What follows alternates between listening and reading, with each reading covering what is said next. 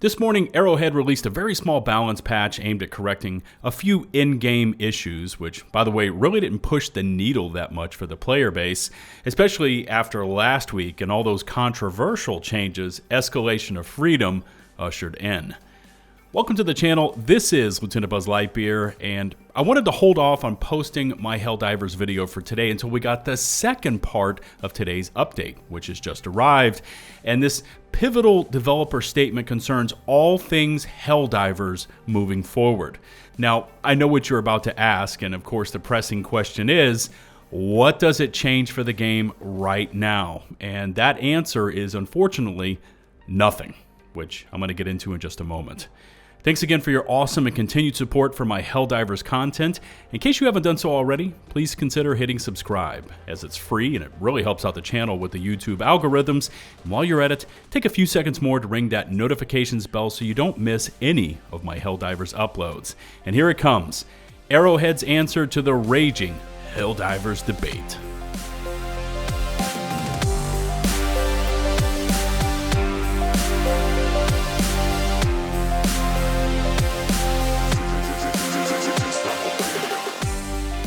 Full disclosure, and also a bit of a disclaimer up front before we get into the meat and potatoes for all the latest happenings for Helldivers. With my present IRL job obligations for today, this video is going to be freehand and just completely unscripted, which is not the way I like to do things. I like to spend a lot of time on my YouTube videos. I spend a lot of time scripting, editing, and putting blood, sweat, and tears into the overall production value of my content, and off the cuff always makes me feel a bit uncomfortable. So if I make a mistake, maybe I skip over something, just please forgive me, all right? Okay, let's get stuck into all the latest from Arrowhead.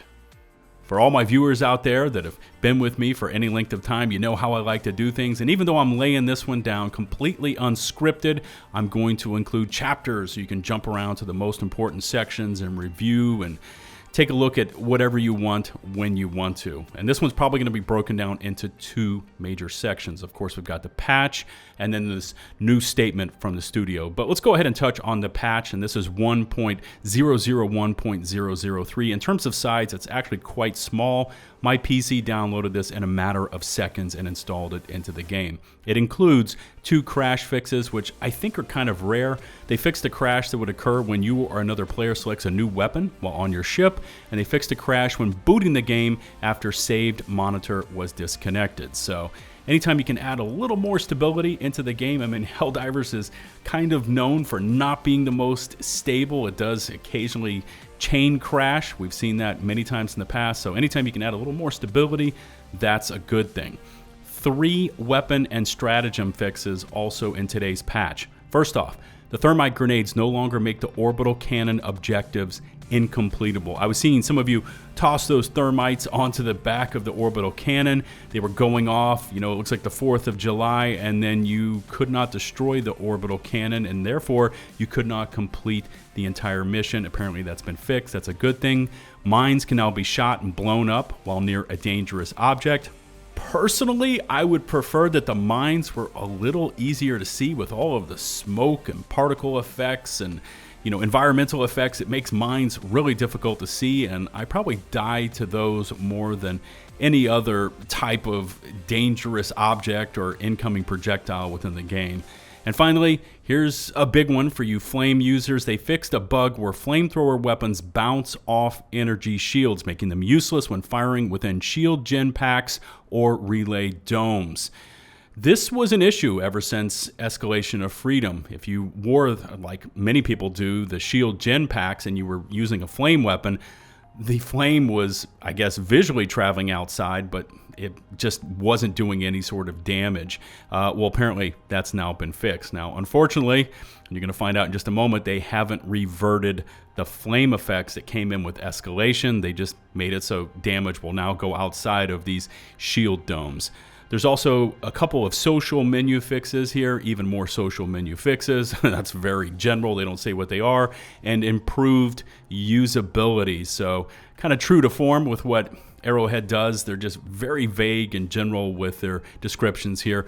Also, 4 miscellaneous fixes. General performance improvements, like I said, vague. They don't really talk about what they did.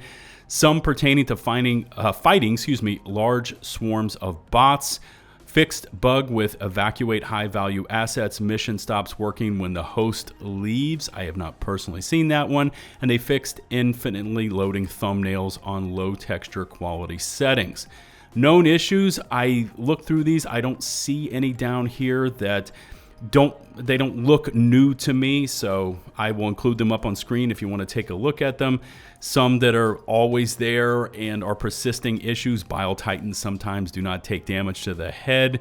Most weapons shoot below the crosshairs when aiming down the sights. That's especially annoying when you're trying to peg that little slit hole that the Hulks have, especially when you're at distance. That makes it quite difficult. And of course, the one that I pointed out last week, the Guard Dog Rover does not overheat when firing continuously. This was added on to the known issues list with Escalation of Freedom, and I've told you all, watch out. That looks like a future nerf that they're setting up. So there you go. That's all of the patch notes. Let's actually hop over to the more pressing issue, and it's this new statement that just was issued out by, I guess, the upper level management over at Arrowhead.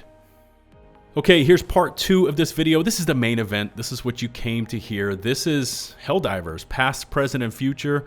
All the plans laid out by the game director, Michael. I don't know exactly which way to say that, and if you happen to see my video, I apologize if I said it incorrectly, but here's what they have to say.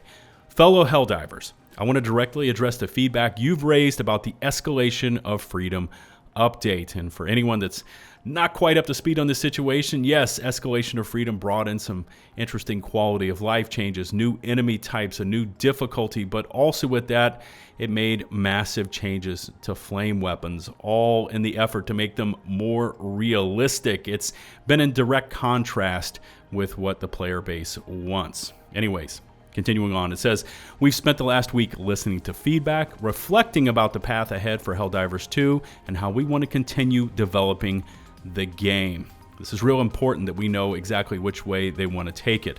They've been leaning towards, these days, to more realism, more milsim elements, whereas the player base wants that game that we got when the game first launched, which was just chaotic, mass carnage, just having a good time. Don't really have to think about it. That was Helldivers. That's the game that over 12 million players bought. Continuing on, it says, in short, we didn't hit our target with this latest update. I'm glad they admitted that again. Some things we just didn't get right, and others, more fundamental inconsistencies in our approach to game balance and game direction. I agree with both of those statements. There are inconsistencies with it. Is it a milsim? Are we talking Tarkov in space? Or is it just mass horde-style shooter, slaughterfest, have a good time, not mental gymnastics? We need to know which version of Helldivers this is going to be. All of that is on us, and we're going to own that. So again, they admit they messed up. As many of you have pointed out, and we agree, what matters most now is action, not talk. To that end, here's what we intend to do in the upcoming updates. And I've already read through this, just to be clear, there isn't some sort of massive flame revert that's going to be installed into the game tomorrow.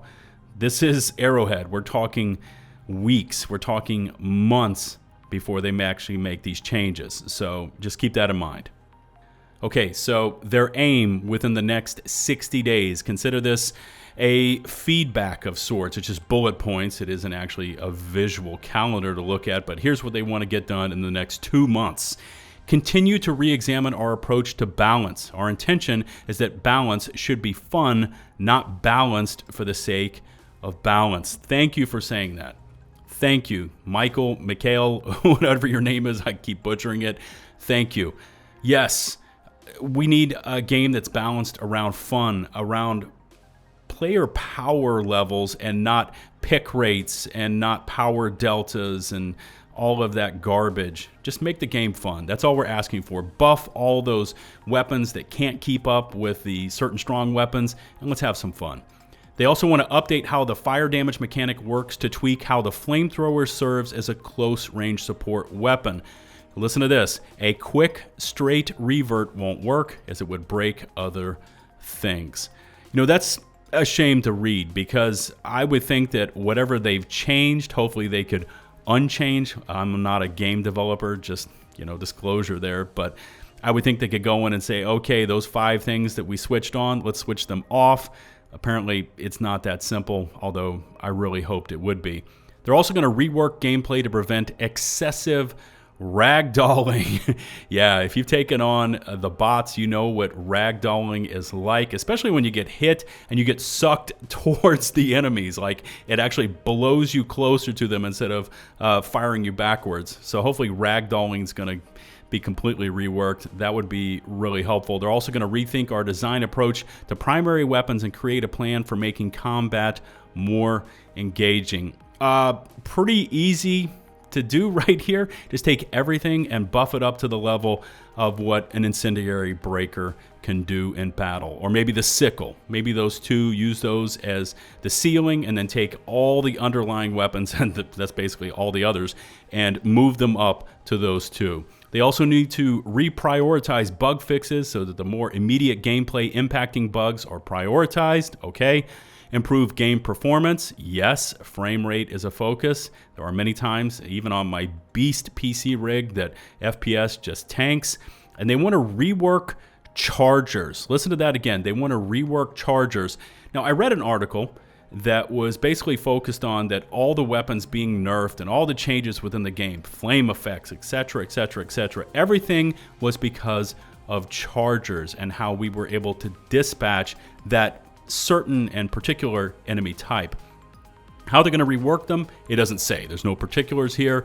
I would think it would have something to do with armor, how we can actually maybe strip armor, or how much damage actually travels through the armor.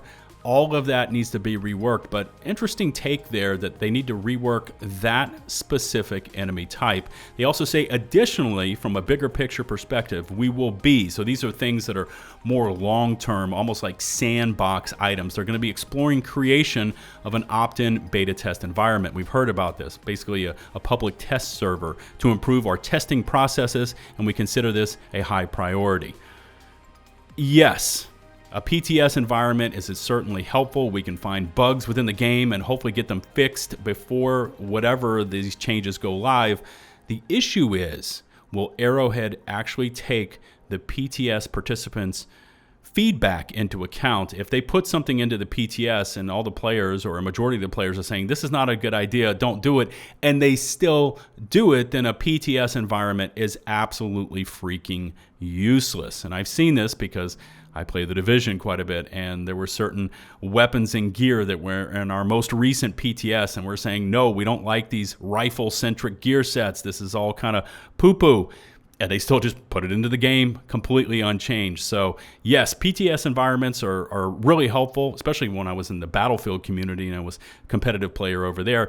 That feedback was taken into account. So it's very important that as the majority of thoughts and expressions are coming in from those PTS environments, that Arrowhead actually takes those into account and implements change based on that. They also want to post regular player surveys, okay, to gather more insight and feedback from the community. Problem is, the surveys are usually done within the Discord server, and it's, you know, not everyone participates with Discord. It would be more helpful if they were out in the open. They also want to improve their process for patch release notes. Agreed, providing more context and reasoning behind changes. Absolutely. And give us more details. Give us percentages. We can handle those things, Arrowhead. If it's, hey, we're nerfing this by 25% or we're buffing this by 10%, give us the percentages. Those are really helpful to know. In the past, it's been, we're significantly improving or we're slightly reducing. Well, what are those? They don't have a quantifiable value. This is really important. More blog posts and streams where we expand on these topics for those interested. Agreed on blog posts. Streams are really useful, especially if they're done live, so we can ask questions and get them answered by a developer, maybe by Johan, maybe by Shams Georgiani, right there live on stream. You know, that one-on-one interaction, it can't be replaced. So yes, very important. We also want to thank you for your patience. We're grateful that so many of you provided constructive feedback and suggestions on the latest update. This is Michael E., game director at Arrowhead Game Studios. All right, so as you can see up on screen, I've included all of this. I think they also posted this over to Steam and also to Reddit. I'll link this down in the video description. So, wow, a lot to process.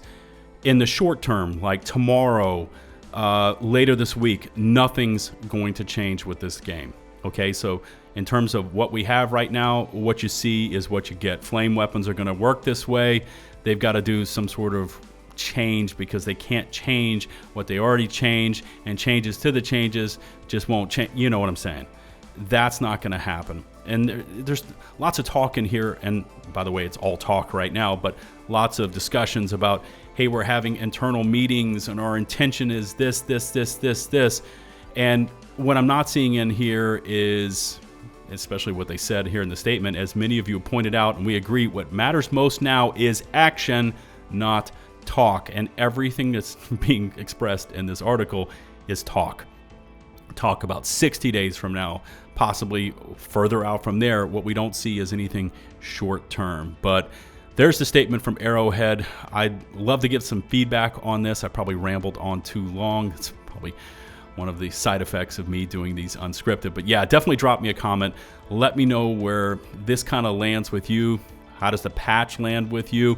How does this statement from the game director land with you? Any and all feedback would be greatly appreciated. Remember to hit subscribe and ring that notifications bell to receive my latest upload alerts. Of course, all my sources, including links to both of these articles, will be down in the video description, along with all of my social links in case you want to follow me on Twitter, join my Discord, etc.